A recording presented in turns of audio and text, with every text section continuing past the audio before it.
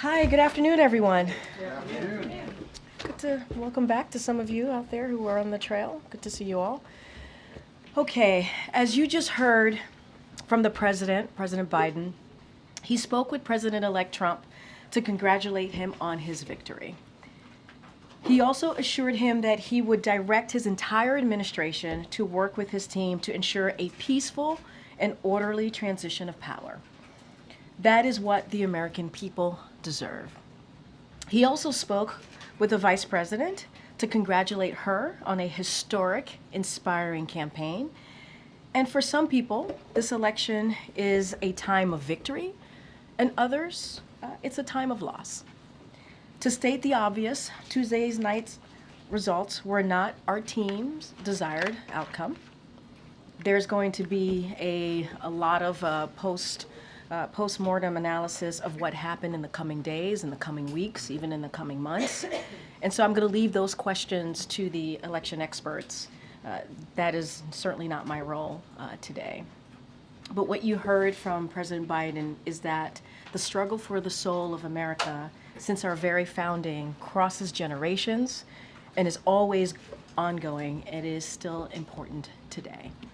The President and the Vice President accept the choice the country has made. And because the President has said this many times, you heard him say this moments ago in the Rose Garden, you can't love your country only when you win, and you can't love your neighbor only when you agree. The President also spoke to the importance of the integrity of the American election system. It's honest, it's fair, and it's transparent. And it can be trusted, whether you win or you lose. The President and Vice President are proud to be leaving behind the strongest economy in the world. And the President and the Vice President are proud to have changed America for the better.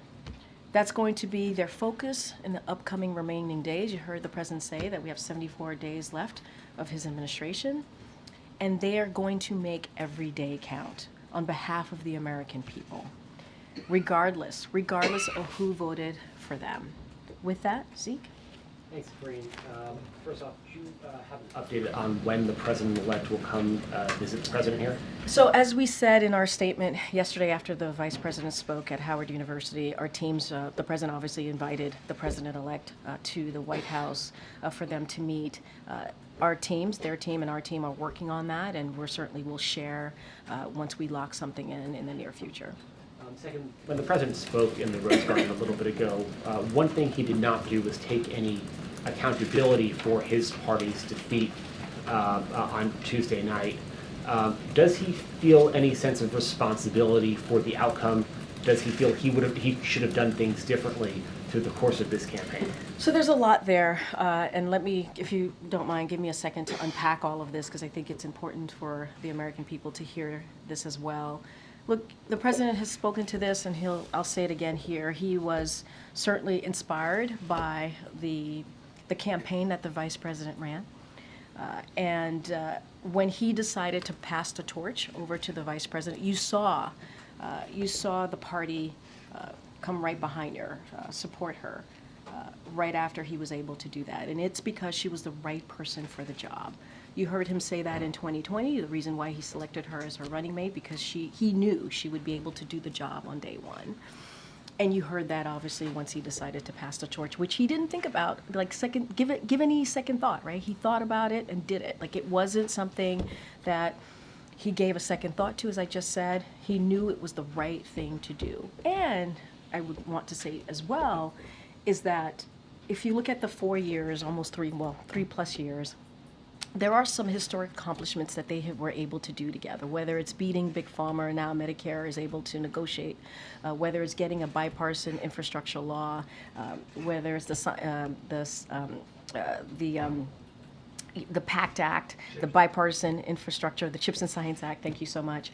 These are things that were able to get us out of the pandemic. And you heard me say at the top that the President is proud to leave the strongest economy for the next person that's coming, for the President-elect. And that's what they're going to inherit.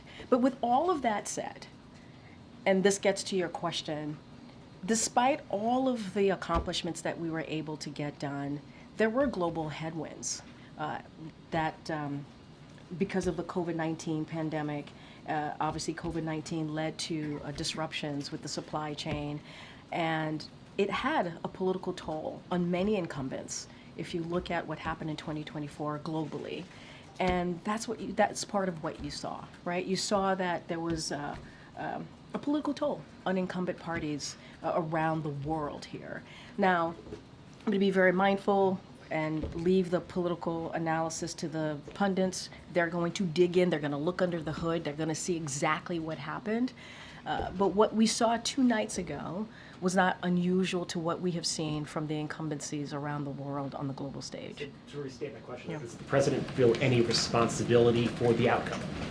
The president understands that he's going to respect the will of the people. That's what he understands. He understands that the American people made a decision, and he's going to respect that. He believed he made the right decision.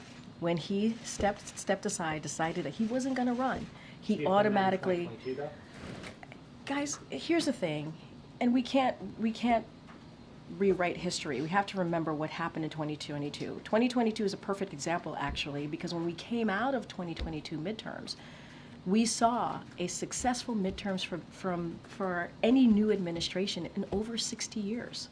And it was because of the president's policies. Let's not forget that all of the accomplishments that the president did, again, I had listed the bipartisan infrastructure legislation, CHIPS and Science Act, the Inflation Reduction Act. Those are popular with the American people. They are. Those policies were indeed popular. And that's what got us through the 2022 midterm. It was supposed to be a red wave. That didn't happen. And so coming out of that, we did see some historic markers there. And so the president believed that he needed to do. He's always going to put the American people first. When he decided to step down and endorse immediately the vice president, that's what he thought was the right thing to do in that moment, in that time. One last one for me. I'm sure my colleagues have a few to unpack there. But, the president entered office, he said he went around, traveling around the world, met with leaders, and he's always would recount this anecdote of, I'd say America is back, and then they would say, but for how long? The world now has that answer. It was 4 years and 2 days. Does the president feel like he has let down America's allies and partners, that now sort of the very different worldview than him will now be in the Oval Office? So look, I'm not going to get into what the president-elect is going to do, not going to do. I'm not going to do that. What I'm going to say is the president's message is going to continue to be the same. American leadership matters. How we conduct ourselves on the global stage matters. We are indispensable nation on the world stage. That is what the president believes. And that is something that he's heard, to your point, when he was around the world. And he appreciates the cooperation that he's received from our partners and our allies. If you think about Ukraine and how we were able to make NATO stronger and get more than 50 countries behind Ukraine. When you think about what's happening in the Indo-Pacific to the Middle East. And so cannot speak to what the next administration is going to do. I can only speak to what the president was proud that he was able to do over the last 3+ years. And that's going to continue to be our focus. And that's what we believe is the right thing to do on behalf of the American people. Okay, Nancy. Thank you. Does the president have any regrets about when he chose to leave the race, or any regrets about deciding to run for a second term? So, look, the president is very proud of what he was able to accomplish. He was very proud when he made that decision to hand over the torch, pass the torch to the vice president. He believed it was the right decision to make at that time. He believed that she was ready. She was ready to lead on day one, and has been very proud on what he's been able to deliver. And as I was talking to Zeke, or answering Zeke's question moments ago, what we saw 2 nights ago was certainly very much in line to what we've seen in other G7 countries, in incumbencies, the role, the toll that the pandemic took, even though we were able to lead in the world when it comes to the economy. we saw what happened in other G7 countries. And so that is what we believe.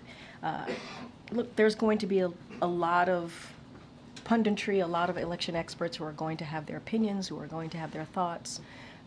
But the president is very, very proud of what he's been able to accomplish, and incredibly impressed by what the vice president was able to do. Has the president been hearing from foreign leaders about the outcome of this election, and have they expressed any concerns to him? What has his message been to them? So I don't have any calls to read out about the president speaking to foreign leaders. It's only been two days, as I just mentioned, and so don't have anything for you to read out.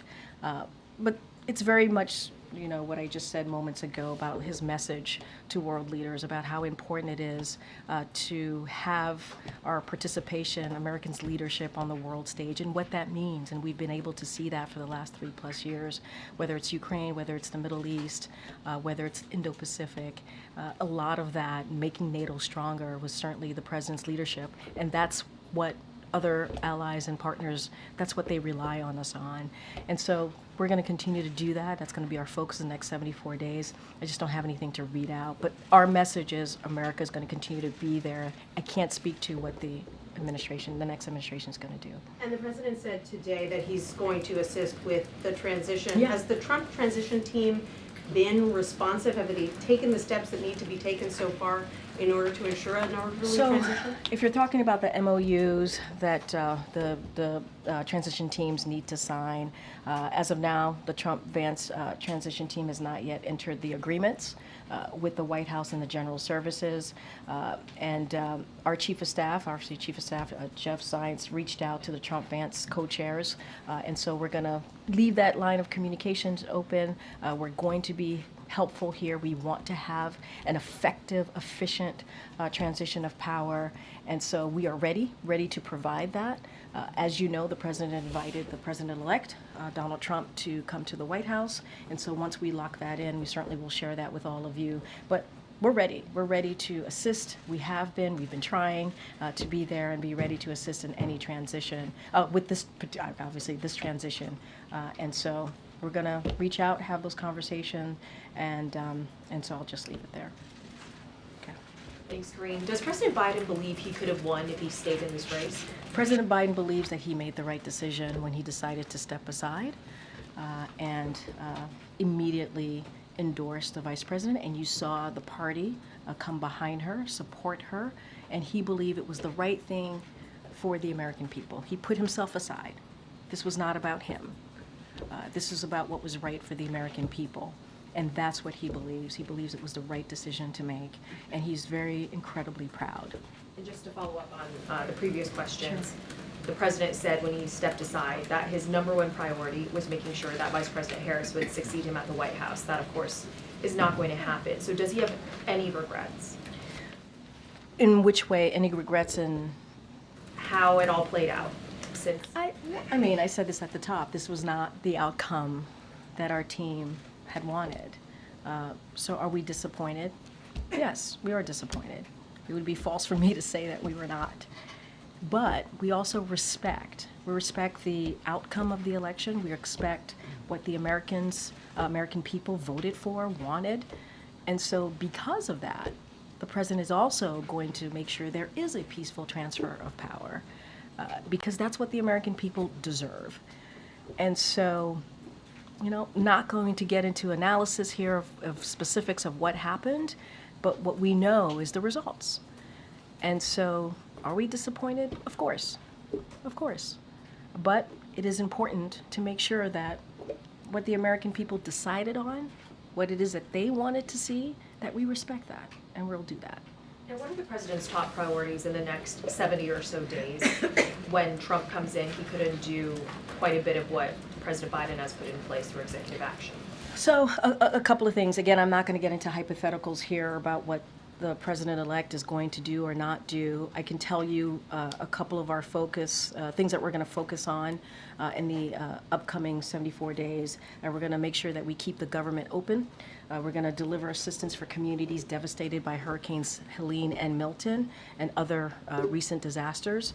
We're going to pass the NDAA, that's important. And we're also going to make sure that we confirm well-qualified judicial nominees. That's going to be certainly our focus in the next 74 days. And I'm just not going to get into the next administration, what it is that they're going to do or not do. I can speak to what our focus is going to be. Gotcha. Karine, in 2020, President Trump did not invite then President-elect Biden to come to the White House. President Biden has elected now President-elect Trump to come. I'm curious if that was a hard decision for him, given that he didn't have that offer 4 years ago. So, look, you mean a hard decision for him to make, President Biden to make right now? I mean, you've covered the president for a long time. I think you covered him when he was vice president. You know Joe Biden, right? You know that this is a person that cares about the American people, that respects the office. And if anything, he has shown that not just the 3+ years, he has shown that as senator, as vice president. And so it is not surprising to me that he would do the right thing on behalf of the American people. This is not about the president-elect, right? This is about the American people. They deserve a peaceful transfer of power. That's what this president understands and wants to make sure that we execute the Biden-Harris administration. And so that is what you saw. That's what you're going to see. That's what you heard from him. You heard that from the vice president as well yesterday when she was at Howard. And that's what you're going to see over the next 74 days. So I think it is in line with who this president is and how he sees the importance of respecting the American people and how it is important to make sure we truly have a peaceful transfer of power. And him being the president, the current president, the onus is on him to make sure that happens. There's been a lot of criticism in the last couple of days directly addressed at President Biden for some of the questions that have already been asked. Running in the first place, or not stepping aside faster. Some of that criticism has also been directed at his team and the advisors around him for advising him to do what he did. Can you address that criticism? To do what he did, meaning? Running again, not stepping aside faster, and showing what some people say, quoting folks here, an arrogance of believing he was the only one who could beat Donald Trump. I mean, you said something at the end that I do want to just kind of reiterate and remind folks, and it was a good reminder to me, which is like, look, this is the president who has been the only person has been able to beat Donald Trump. I mean, that is true. In 2020, he was able to do that. There were more than 20 candidates who tried to beat him, and he was the one that has been able to do that. I talked about what happened in the midterms, how it was historical for a new administration in more than 60 years to have been able to have that type of outcome from the 2022 midterms when everybody said it would be a red wave. What I will also say is that he's incredibly proud of the campaign that this vice president ran. Incredibly proud of her. And when he did decide to step aside, he immediately endorsed her, and the party unified behind her. They did. He said that. My question is just if you can or want to Yeah. address the criticism that's being directed at him for this loss. There's going to be a lot of people who are going to say a lot of things. There's going to be election experts who are going to look under the hood in the next couple of days and weeks and months, as I've said already, and they're going to have their opinion on this race. What I can say is that, and this is something the president says all the time, you get knocked down, you get back up. And the president said this moments again. This is a defeat, but we are not defeated. And the president believed he made the right decision on behalf of the American people, on behalf of this country, to step aside. And we saw what happened in 2022 after the midterms. We saw where we were at that time. And this is how elections are. This is. It ebbs and flows. You win, you lose. And this is where we are today. What we're going to focus on is respecting the American people and how we move forward in the next 74 days. Thank you, Karine. You talked about the influence that the 2022 midterms had on the president's thinking to decide to run for re-election. But around that time in 2023, polls showed that roughly 80% of Americans believed at that time that the president was too old to serve another term. Did he believe those voters were wrong? What he believed is what 14 million voters decided in the primary, to make him and the vice president, obviously she was on the ticket, the nominee. That's what happened. 14 million for this current past primary. 14 million Americans decided that. So they made their decision on who they wanted. They did. That was decided. Now, as we know, in July, the president made a decision to step aside, and he immediately, again, decided to, without thought, without, second guessing, endorse the vice president. So you had 14 million Americans who made that decision in the primary. But around that time in 2023, the president's team also very firmly encouraged other rising stars, luminaries in the party, people who had participated in the primaries in the 2020 cycle, to rally behind the president and not to consider their own ambitions. Was that the wrong call? I'm not going to get into conversations. I'm not going to get into that reporting. It is not unusual for people to rally behind the leader of the party. In this case is in this case is Joe Biden for the Democratic Party. It is not unusual for that to happen. I'm not going to relitigate or get into what was said, not said. I actually don't have any information on that. What I can say is what the president decided to do, what the president believed, and what the president's going to continue to do is put the American people first. That is the most important thing for him.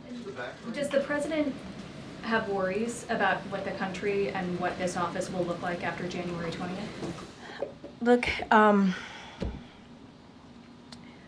the president is going to certainly, again, respect what majority of Americans decided. They decided they wanted Donald Trump to be president, and he's going to respect that. I don't want to get into hypotheticals about what's going to happen in the next administration, not happen in the next administration. We are proud. The president is incredibly proud of what he has been able to do for the American people. And that's going to continue to be his focus. I talked about the legislative focuses that we're going to have in the next 74 days. And he wants to continue to implement those historic legislations, now laws, that he was able to get done. And, the next administration is going to inherit a strong economy, which he's very proud about. But I think for now I'm going to leave it there. And does the president hope to meet with the president-elect before leaving to go to South America, where he'll meet with world leaders? What I can tell you, it'll be in the near future. We're going to work that out. Certainly his staff is going to work with the staff of the president-elect to find a time that works for both. I can't say the timing just yet, but certainly you all will know when that occurs. But I can say for sure it will be in the near future. Okay. Thank you, Karine. So does the president believe that he could have beat Donald Trump? What the president believes is that he did the right thing for the American people. I'm not going to get into, what could have, would have. He believed he did the right thing. He believed that the vice president ran a great campaign.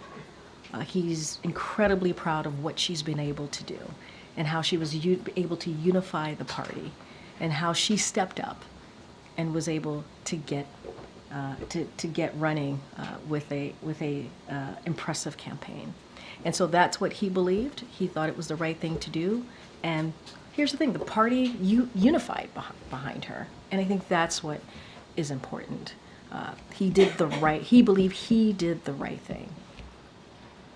So Republicans have threatened to repeal the Inflation Reduction Act. Mm-hmm. Does the White House have any plans to take any actions to safeguard some of the measures, such as clean energy investments, for instance? So a couple of things. I do want to talk about the Inflation Reduction Act. That is a popular piece of legislation, obviously, that became law that is, when you think about climate change, the most comprehensive law to be passed to deal with climate change. I talked about beating Big Pharma. When you think about Medicare now being able to negotiate, and not only that, you're obviously to negotiate to lower cost. I mean, there is so much that comes out of the Inflation Reduction Act. Only Democrats voted for it. You have heard us warn about Congress trying to repeal that, and it is popular. We saw what happened when they tried to repeal the ACA, the Affordable Care Act, which became popular and helped tens of millions of people get health care. And so that should be a warning for them. That should be a warning for them, not to go after something that actually helps the American people, that actually delivers on key priorities, and that is actually popular. So I'll leave it there. Go ahead, John. Thanks, Karine. One of the issues debated, discussed quite a bit during the course of the campaign was the issue of reproductive rights. Is the White House, the president, concerned that with a Republican in the White House, Republicans controlling the Senate, a super conservative majority on the Supreme Court, at the very least, we don't know what's going to happen in the House, that reproductive freedoms for women will be rolled back? I mean, that is something that we have said consistently that we are concerned about. I believe 3 national bans on abortion were introduced in Congress. This is something that Republican elected officials continue to go after, the rights for women to make decisions on their own body. Very difficult decision, a decision that should be kept between a woman, her family, and her doctor. And so, you know, it is incredibly concerning. And we're talking about women across the country whose health could be at risk. And so what I can say is the president and the vice president is going to continue to stand with majority of Americans on calling on Congress to restore the protections of Roe v. Wade. That's what we want to see. Are we concerned? Yes, we're concerned. Nothing changes about our concern about that post-election. And Republicans in Congress have made themselves very clear. And so we're going to do everything that we can when we have taken steps to protect women and this decision, important critical decisions that they have to make. And so that will certainly continue. You said the vice president ran a great campaign, and yet she underperformed in every state compared with President Biden when he ran in 2020. Why do you suppose that was? I'm not going to do punditry from here. That is not something that I'm going to do. I'm not going to dive into the data. I'm not going to do that. There's going to be plenty of time for election experts to look under the hood, to tinker around in it, figure out what happened. I'll leave that to them to deal with. But I would say she ran an impressive campaign. Some of you reported that. What she was able to do, it was impressive. How the amount of money she was able to raise, how she was able to put together a campaign around her, right? A campaign that obviously the president built and was happy to hand that over to her, and she stepped up to the moment. Now there's going to be a lot that's going to be discussed about what happened, the data, exactly what occurred, and so I'm going to leave that to them. But what I will say, and I think this is just a data point that I've been talking about what we've seen in G7 countries, what we've seen with incumbencies after the pandemic, because what the disruptions that the pandemic caused, even though we did everything that we could to have policies to get us out of the pandemic and leading the world on the economic front, there were political toll, right? The pandemic led to some political tolls for incumbencies. That's just a data point that I'm sharing with all of you that has been consistent to what we've seen with G7 countries. And so I'll just leave it there. Go ahead, Karen. Thanks, Karine. We heard the president say recently in the summer that the former President Trump's vision for America is dark and that it's not who we are. But given the results on Tuesday night, does he think he misjudged where the country is right now? Look, the country spoke. They did. Majority of the country spoke. They were very clear on where they wanted to see the direction of this country. And we're going to respect that. We are. We're going to respect that. But to your question about what the president said, the president always believes it is important to be honest. He sees it as an obligation to be honest to the American people. And that's what you heard from the president that said there. But again, American people made a decision. We're going to respect that. We're going to have a peaceful transfer of power. That is something the president is going to lead, right? He's going to lead by example. That's what you're going to continue to see in the next 74 days. Thanks, Karine. Picking up on that point just a little bit, earlier you said that the White House's view when it came to reproductive rights did not change from pre and post-election. The president repeatedly referred to Donald Trump as a threat to democracy over and over again. And this morning, though, he said we're all going to be okay. So, was that just political rhetoric? I mean, if you know the president, you know that him saying we're all going to be okay, he's an optimist, right? He believes when you get knocked down, you get back up. We lost, but we're not defeated, right? We suffered a defeat, but we're not defeated. And that is the president's optimistic nature. And it's very similar to the question that I just got from Karine. The president believes, as you asked me about the threat to democracy, believes in being an obligation to be honest to the American people. And we cannot forget, it wasn't, just really quickly, it wasn't just the president who was saying this, right? I mean, you had the former president, now the president-elect, talked about an enemy within, right? He talked about mistreating Americans who disagree with him, about terminating the Constitution. We heard from his former Chief of Staff, John Kelly. And let's not forget the former Defense Secretary, Mark Esper. We heard from them and what they had to say. So we weren't the only ones saying that. And the president does believe that he needs to be honest, has an obligation to be honest to the American people. Now we're in a situation where the American people have spoken, and we're going to respect the outcome of the election 2 days ago, because we have to respect our election system. It's important to do that. And at the same time, he's still a leader. He wants to make sure that he shows optimism, right? He wants to make sure that people understand that there is a tomorrow, right? There is going to be another opportunity to have your voices heard. And so that is very much quintessential Joe Biden, I think, if you have followed him and really reported on him for the past several years. To be clear, you still believe that Donald Trump is a threat to democracy? I think that the president was very clear what he stated, and it was very honest.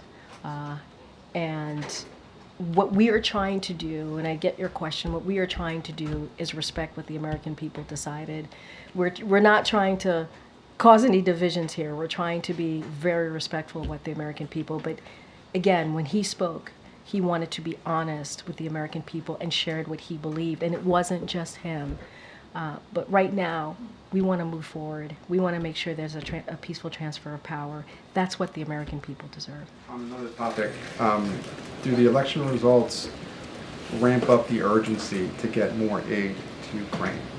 So look, I think in September, the president talked about surging aid to Ukraine, and we've been hearing us to kind of announce aid to Ukraine over the past several weeks, if not months, and so that's not going to change. We're going to surge and get that out there to Ukraine. We understand how important it is to make sure they have what they need.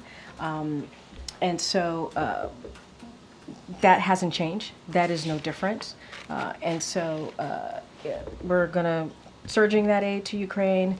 We're going to continue to make sure that they have the strongest, everything that they need on the battlefield to push back against Russia's aggression. So that certainly doesn't change. And we have taken action to strengthen Ukraine's air defenses and enhance their battlefield capabilities. And so we are committed. We continue to be committed. But we've been surging that aid for some time. Like I said, when the president made an announcement back on September 26th.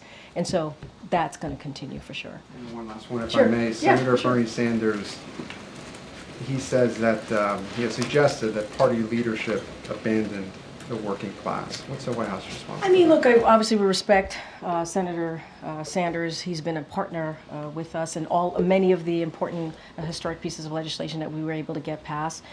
Certainly the senator has been a partner with us. Here's what I will say to that is the president has been called the most pro-union president when it comes to working class, right? Pro-union, if you think about unions, we're talking about the working class, right? And he's done everything that he could to make sure that we created jobs where you don't need a college degree, right? Think about the Bipartisan Infrastructure Act, you think about the CHIPS and Science Act. Those legislation created jobs, are going to create thousands of jobs where you literally could get a six-figure salary a year and not have to have a college education. And the president created 16 million jobs in the past more than 3+ years. And it is because wages went up, right? Unemployment has gone down. And he believes everybody deserves a shot. You hear him say that. Everybody deserves a shot.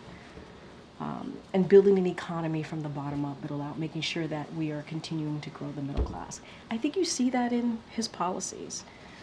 And so, respectfully disagree with the senator, and I think you can talk to unions, you could see the jobs that we've been able to create to disprove that. And this is a president that cares certainly about the people who do get forgotten, the people who are not able to make ends meet. He understands what it's like to sit around a kitchen table trying to figure out how you're going to pay for a medical bill, how are you going to pay for your kids' school, how are you going to pay for groceries. And so does the vice president. Go ahead, Kim. President-elect Trump has heard from a number of world leaders since the election: Xi, Macron, Zelensky, Netanyahu. What is the level of concern that Trump may try to conduct foreign policy in this transition period and get in the way of some of the president's foreign policy priorities? I mean, look, it's not unusual, right, for a president-elect to hear for world leaders, especially after an election win. I don't have anything beyond that. I'm not going to speculate beyond that, and so I'm just gonna leave it there. And does the president see this election as a setback to some of the efforts he's been making to try to get the hostages released, to try to bring peace to Gaza? So look, since you mentioned Gaza, we're going to continue to work to get to advance diplomatic efforts, obviously to end the war in Gaza and secure the release of all the hostages. That's what we're going to continue to do, and as well as our efforts to get to a resolution in Lebanon that ensures citizens on both sides of the blue line can safely return home. And so that's going to continue in the next 74 days. That's going to continue to be a focus, and that's going to continue to be a commitment. Does this make it harder, though? It's asking for speculation. I'm not going to speculate. All I can speak to is what we're committed to do, but that doesn't change. That certainly doesn't change. Go ahead, Tam. Thank you. As you said, the Trump team hasn't yet signed those memorandums of understanding with GSA. Does that in any way impede your ability to help there be a smooth transition? Are there any practical implications in terms of what this White House is able to do? Okay, a couple of things. I'm glad you asked this. So there are two memoranda of understanding under the President Transition Act. The first one is the MOU that's with the GSA, which offers services like office space, equipment, and supplies. And then the second MOU is with the White House, which outlines access to agency employees, facilitates and information. So yesterday, the Chief of Staff here, Jeff Zients, reached out to Trump Vance transition co-chairs, that's Howard Lutnick and also Linda McMahon, to make clear our intention to lead an orderly transition and reiterate the role the agreements play in initiating transition activities. Zients, Jeff, acknowledged the public comments in mid-October by co-chairs that they intend to execute on the MOUs, which both parties in the past transition have agreed to. So he stressed at the White House and the administration, we're ready to assist. They said that they were going to, and so we'll leave that to them. What happens if they don't get signed? I'm not going to get into hypotheticals from Are you here. holding back anything now? I mean, look, we're here to assist. We want to have a peaceful transition of power. We want to make sure they have what they need. I laid out, there was a reason I wanted to lay out the two MOUs for folks to understand. And look, they said they have an intent to do so. We're going to leave it to them. That is really a question for them to answer. We are ready. We are prepared. We want this to work. And so we stand by that. And we heard from the president today, however, he did not take questions. We're hearing from you. We would like to hear from the president. It's traditional for the president to come out. It would be much easier to ask him, for instance, how he feels about the election. Sure. Are you going to make that happen? He will be looking forward to talking to all of you soon. And when that happens, we will let you know. You're talking about like a actual press conference? Press conference. Okay, we have 74 days. We have 74 days. Go ahead, Dan. Thanks, Karine. Does President Biden... does President Biden fear for Ukraine's future after Donald Trump's victory, given that he's, talked about cutting aid, about pushing through a peace deal? Look, I've been pretty consistent the past couple of questions. I don't want to speculate what the administration is going to do or not do. I'm going to focus on today. I'm going to focus on the next 74 days. That's what I can speak to. As you've seen, this president, our allies and partners have rallied behind Ukraine, stood up to Putin's brutal invasion of Ukraine, building a coalition of more than 50 countries to make sure Ukraine had what it needed on the battlefield. And we're going to continue to do that. We're going to continue to surge assistance, support that they need to Ukraine so that they are able to defend their freedom and fight for their independence and protect themselves from Russia's aggression. That is what we're committed to. That's what we're going to continue to do. I'm just not going to stand here and speak to what the administration is going to do or not going to do, the upcoming administration. I'm going to ask you to speculate one more time about something else. Sure. On a related note, Vladimir Putin said today he was ready to talk to Donald Trump. Would that be a good idea, do you think? I'm just not going to speak to that. I mean, he's the president-elect. That's what the American people decided. I can speak to what we're going to do the next 74 days, our continued commitment to make sure that Ukraine has what it needs to beat back Putin's aggression, and that's what I'm going to speak to. Okay. Thanks, Karine. I have two questions on pardons.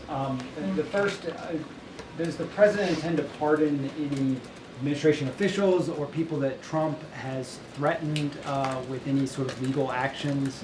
He's got 74 days, as you mentioned. Yeah, I know pardons is going to be a big part of the questions that I get here over the next several weeks and couple of months that we have. I don't have anything to share or any thought process on pardons. Once we have something to share, we certainly will share that. Secondly, his son, Hunter, is also up for being sentenced next month. Does the president have any intention of pardoning him? We've been asked that question multiple times. Our answer stands, which is no. You mentioned 2 MOUs. Yeah. Can you give us a flavor of what might be subsequent MOUs that might be coming up? I was talking about the transition and how that there's 2 MOUs that are related to the Transition Act, Transition Presidential Act, and that's what I was speaking to. I don't have anything else beyond that. This is part of the Transition Presidential Act, and that's what I was speaking of. I just wanted to make sure that there was an understanding that there's 2 MOUs. I don't have anything beyond that. Okay. Okay. Is the president still planning to attend APEC and the G20 summits next week? And if so, given there's such little time in office, what does he aim to do there, accomplish there? So look, he is planning to attend both conferences, if you will. He's going to be going to Peru and Brazil to attend those conferences respectfully. We will have more to share. I don't have anything beyond that, but I can confirm that the president will be attending. Okay, Anita in the back. Thank you. 2 foreign policy questions. First of all, what are your top foreign policy objectives in the next 74 days, especially vis-a-vis the Americans being held in Gaza and in Ukraine? Or what are you doing to work to, if you can't solve these problems in the next 74 days, to handle it for the next administration? So look, the president's going to continue, as more broadly speaking of, in more general terms, speaking of the president's focus on foreign policy. He's going to continue to push forward with the progress that we've made over the 3+ years, and that's been on an array of important issues. Whether I've been talking about Ukraine, whether it's continuing to strengthen our alliances and partnership, standing with Ukraine, making sure they have what they need on the ground to beat back against Putin's aggression, tackling challenges we face in the range from Indo-Pacific to the Middle East. So that will continue to be the President's focus on foreign policy matters, certainly that are important to the American people. I spoke to Gaza already when I was asked a question about Gaza. We're going to have those diplomatic conversations. We want to make sure that we bring the hostages home. That is all the hostages, that is a focus. And let's not forget Lebanon as well. We want to make sure there's a resolution there. And so that's a lot. That is nothing new to what the President has been focused on for the past several months or past 3+ years. And so we're going to continue to do that. With the next administration maybe finalizing the deal and getting the credit for that if you line it up? I mean, look, this is about what's right for the American people. You know, this is right. I mean, I just said moments ago, the President is very proud to be handing over the strongest economy. The next administration is going to inherit a strong economy, and the President's proud about that. He's proud that he's been able to do the work so that the next administration will inherit that. And so, look, we're going to focus on what we can do right now in the next 74 days. And everything that this President does, every focus that he has is on the American people. And that's what we're going to continue to do. At the G20, what is the President's message to China and the other 19 members of the G20, especially vis-a-vis climate change, which, you know, President Trump has a very different policy? Yeah, and we'll have more to share on what the goals and what the message is going to be when the President travels next week. I was able to confirm that he'll be attending those 2 conferences. We'll have more to share for you all, but I think we've been very clear on our messaging when it comes to the Indo-Pacific, when it comes to China. I think we've been very clear on that, but we will certainly have more to share. Go ahead, Jared. Considering the outcome of the election, what is the White House's message to Black and Brown communities, LGBTQ Americans who are fearful of the vulnerabilities of a Trump administration, given some policy proposals like eliminating DEI mechanisms, banning LGBTQ, bans in healthcare and in classrooms, and how is the President thinking about ways he can advance or preserve civil rights, his agenda in these final days? So look, the President and the Vice President, as you know, have put civil rights as one of the top issues in their administration, and we have taken action to make sure that people who are vulnerable and did not have protections or needed additional protections, we made sure that we did everything that we can with this administration so that people in those vulnerable communities feel protected. And that's something that the President and the Vice President believe in, are very proud of, and continue to do. And when it comes to this election, I said this, we did not have the desired outcome. There are some people who are celebrating and some people who are heartbroken by this moment. And we understand that. But the reality is majority of the American people voted, and so we're going to respect that.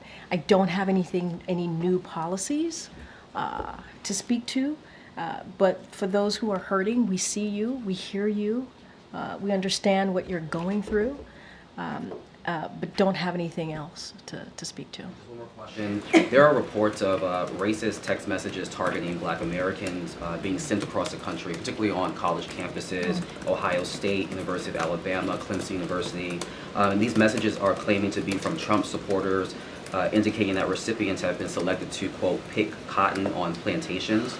These messages were quickly condemned by campus and civil rights leaders, but is the White House tracking this, and what concern does the White House have about the outcome of the election leading to heightened hate speech? Well, look, I have not spoken to the team here about that reporting. It does sound concerning, obviously. I would have to go back and get a better sense of what is indeed happening and what, you know, the facts are.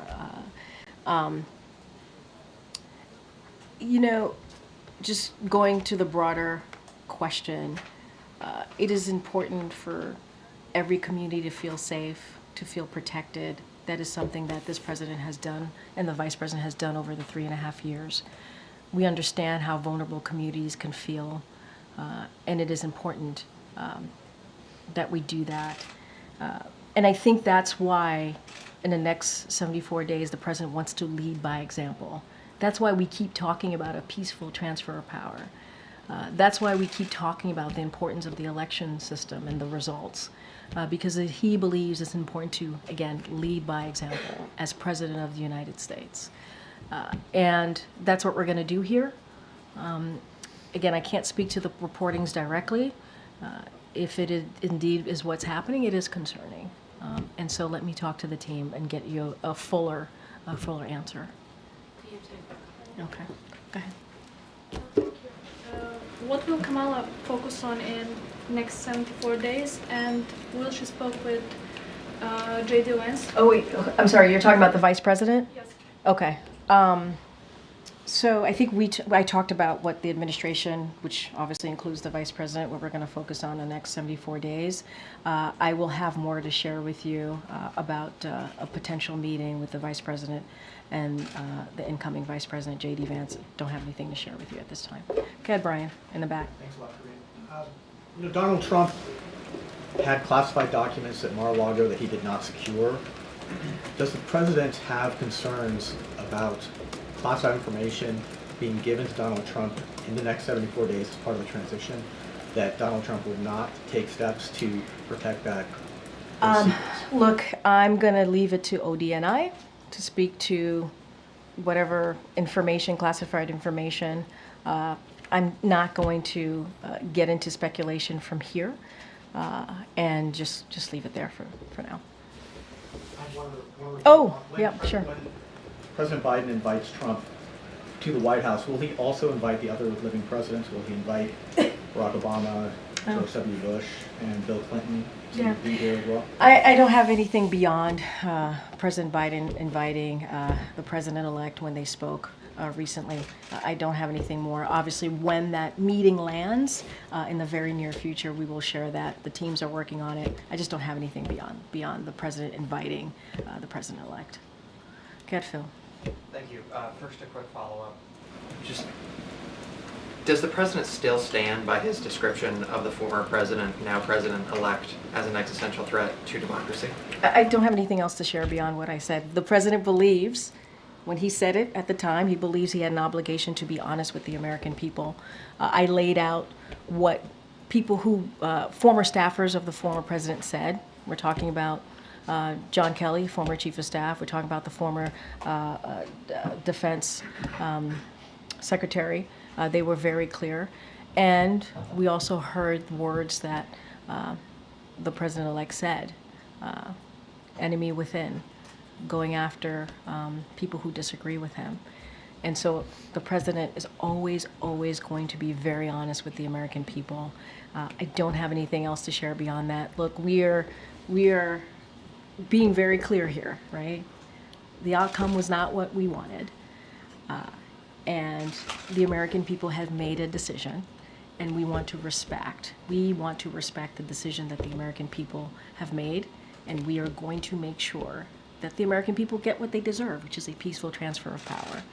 And we're going to continue to focus on issues that matter. We believe that matter to the American people next 74 days. So it sounds like his assessment hasn't changed. He was being honest. He has an obligation, and he was being honest with the American people, and he will continue to do so. A question about the peaceful transition. Sure. What is President Biden's message to career civil servants who will carry over into the next administration? Does President Biden believe that they should be fully cooperative as the next president seeks to put his agenda into action? Fully cooperative. Not slow things down. Oh, no, Republicans are yeah, I voiced mean, a lot look, of we're frustration. saying that we want a good, a peaceful transition. We want an effective, efficient transition. That's what we're saying, and that's in the president's administration. Career, political, we want to make sure that that transition happens in an orderly way, and we're not looking to slow down anything. We want it to happen. That's what the American people deserve. This is not political here, folks. This is not about politics. This is about the right thing to do for the American people. They've made a decision, and we're respecting that. Thank you. Yeah, no problem. I don't know how much. Good, sir. Are members of the Trump team traveling with the president and government officials to Lima to the APEC summit?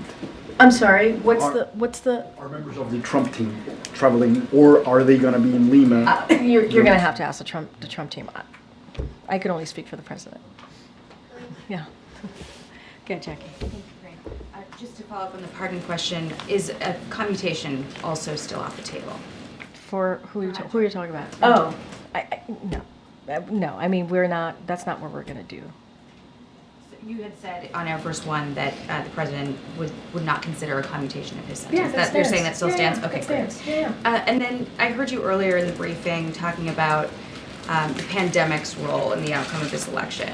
And it sounds like that is being looked at internally as potentially one of the causes of this outcome. But Richie Torres, the congressman, tweeted, "Donald Trump has no greater friend than the far left, which has managed to alienate historic numbers of Latinos, Blacks, Asians, and Jews from the Democratic Party with absurdities like defund the police or from the river to the sea or Latinx." Is the administration, the campaign, the Democratic Party looking at the pandemic as the cause rather than, is that easier than looking in the mirror? So look, let's step back here. I think I've been, and the president and the vice president has been pretty clear in understanding that the American people have spoken and respecting that. I think we have tried to be incredibly respectful of what happened 2 nights ago. And we're going to continue to do that.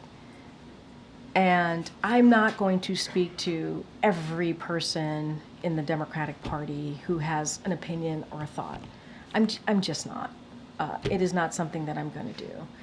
I talked about the political toll on incumbent parties around the world as a data point, right? As something that we have seen pretty consistently with G7 allies in this time. And obviously, one of the things that occurred was the pandemic. It did. It caused disruption. It caused the supply chain to be disrupted and and caused the economy to be turned upside down. While we put policies, and we are in fact leading the world on the economy, it doesn't stop the fact that there has been a political toll for incumbents. That is something that I'm telling you as a data point to share, because we know that you guys would have questions. That's a data point that I'm using. And I'm also saying that there's going to be election experts in the next days, weeks, months, who are going to, again, looking under the hood, kick the tires, trying to figure out exactly what happened 2 nights ago. And so they're the pundits. They're going to speak to that. They're the experts, and so we'll have more information as they look at the data. And so we'll leave that to them. And so I'm offering you our perspective, our thoughts, how we're going to move forward in the next 74 days. And I think what Americans should be assured of is that this is a president that's going to put the American people first. That's what people can be assured for. Is that examination happening at all inside, though? Because as Gabe mentioned, this administration messaged to millions of Americans that they're going to wake up the day after the election if Trump won and have their rights stripped away, that democracy would crumble, and the president said today we're going to be okay. So how do you square that? I can't square that. I'm going to square that in a way that hopefully makes sense, because I've been answering this question multiple times. The American people made the decision. There was an election 2 nights ago. There was. And it was a free and fair election. And we respect the election process. We do. And Americans spoke. And so the job of the president is to make sure we respect that. The job of the president is to make sure that we have a peaceful transfer of power. That is what the American people deserve. And that's what we're going to, it's not complicated. It's truly as simple as that. As simple as that. The president called the president-elect, invited him to the White House. You know why? Because that's customary. That is customary. That is what you do. If you respect what the American people decided, that's what you do. And that's what the president's going to make sure that the Trump transition has what it needs, which is being led obviously by our chief of staff here.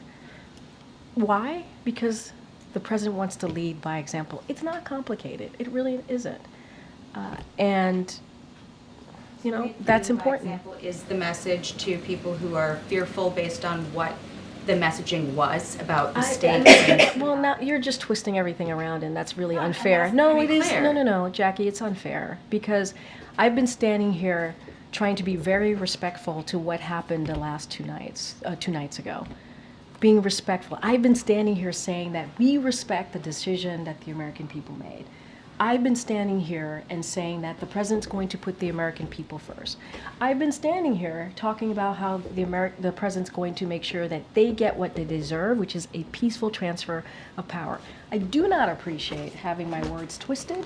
That is, I have been very clear, very, very, very clear about what the president wants to do, and the vice president. We want to make sure that we deliver for the American people. They deserve a peaceful transfer of power, and that's what you're going to see. Thanks, everybody. Have a good